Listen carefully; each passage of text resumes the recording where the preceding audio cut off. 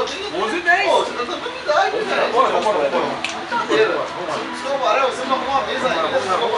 Não, a mesa tá lá, de boa. Vamos lá.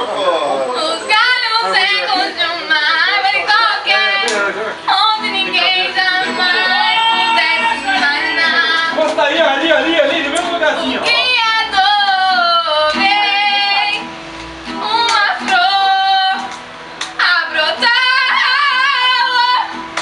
Olha, os filhos cresceram nos campos e o Senhor nosso Deus tem alimentado para nossa alegria,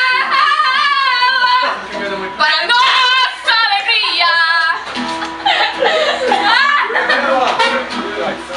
Mas aí